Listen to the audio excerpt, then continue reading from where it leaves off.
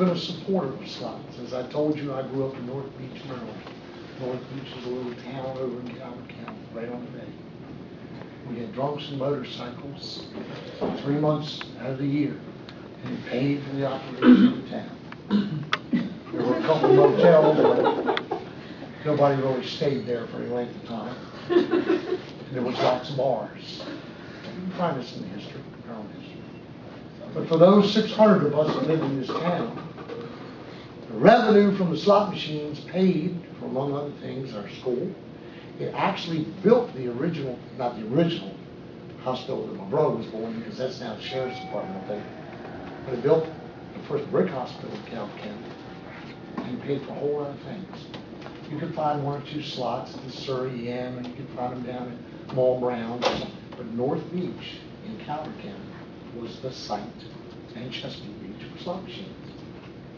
And a lot of money was made. In Charles County, that whole corridor on 301 was nothing but slot machines. And all of the restaurants there. And a lot of money was made in Charles.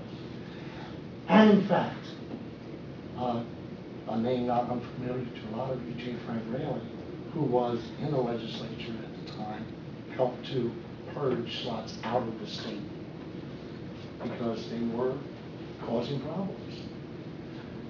I am a slot supporter. What I am not is someone who is not a slot supporter if another man is for them and I happen to be vying for the same job.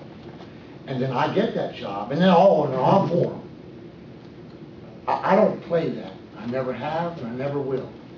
And I'll answer some hard questions for any of you in here, from gun control to same-sex marriage, to anything else you want to ask me. What you hear is the way it's going to be if I were there. I'm a slots proponent. What I am not is calling for bids, receiving none, changing venues, making it more attractive. And oh, by the way, I just happen to have a bud back here who really would like to get into this spot, but wasn't interested in this spot for economic reasons.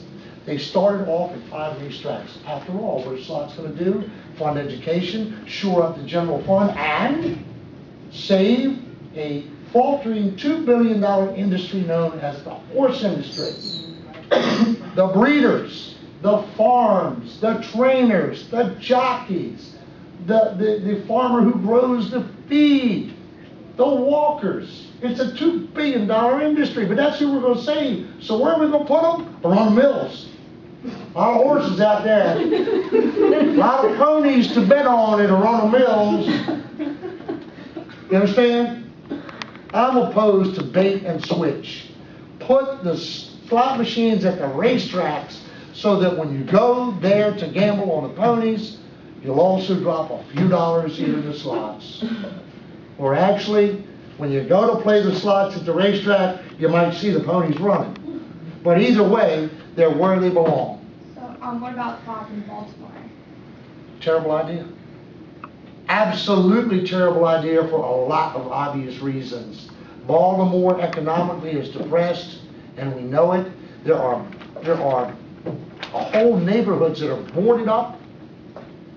The vibrant part of Baltimore is the Inner Harbor, thanks to William Donald Schaefer. It was a wreck. It was an industrial. It was a dilapidated industrial area left over with contamination and everything else. You know, like brownfields. I was part and parcel to that bill. You can thank me later. Brownfields created the Superfund, which went in and cleaned up all of the contamination. And look at the Inner Harbor now. Look at it. And it is just, it's something that you enjoy going to. So, Inner Harbor, Baltimore, bad idea. Very bad idea. Pimlico in Baltimore, good idea. Laurel, good idea. Rosecroft, Trotters, not Flats, but good idea. Why is that a good idea? Well, gee, 495, Maryland, Virginia, D.C., traffic. It's not a bad idea, George. It didn't happen. Racetracks, slots, just like that. Always supported slots. Supported them when Glenn Denning was after them. No slots, no casinos, no way. No more table games. Table games? No. Are you a little pregnant? Or are you pregnant? If you're going to gamble, you're going to gamble. I mean, please. Table games, slots, roulette wheel. You know, if you're going to a casino, go gamble. And after you've lost it all, and the light goes off, that this is a terrible mistake, I'm never coming back. One, you've learned a lesson. And two, you'll be a little more frugal with not necessarily disposable income, because there are too many stories out there of where it surpassed this disposable income and went into the bill money. And you're not going to stop that. You won't stop that. But at least, you know, there are places people can go and get help when they become addicted. You get addicted to anything. In the code is 8 words in length, followed by a period. Marriage is between a man and a woman. Period. That is the law in this state. I think if you go back and look at the vote for domestic partners, I supported that issue. And what is a domestic partner? Yeah. Mm-hmm. And then I'm going to tell you why I supported that. That's someone you live with, that you share responsibilities with. My brother, for all intent and purpose, is an incapacitated individual. Leave it at that. I handle, well, he has no finances. He lives in Florida.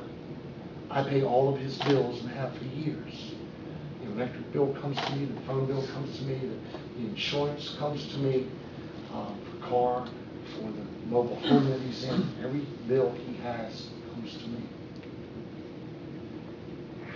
And while I don't live with him, if he were here in Maryland, and just to finish the story, all of his medical assistance comes from the VA in Daytona Beach, and he has no income. So anyway, I voted for that because I had no rights to make medical decisions for him, and he did stay with me for a long period of time. The last time I had to bring him to Maryland and care for him, physically care for him. I could make no medical decisions for him. I could make no decisions for him if he became incapacitated. The state would make those decisions. So when that bill came up a few years back, and I was still in the House, I supported domestic partner relationships and the ability. It had nothing to do with sexuality. I did it strictly from that standpoint. 2 males living together. For those who are in a loving relationship, shouldn't they have a right to make decisions one for the other in case of those very things that I just enumerated? Certainly they should. But a marriage is between a man and a woman.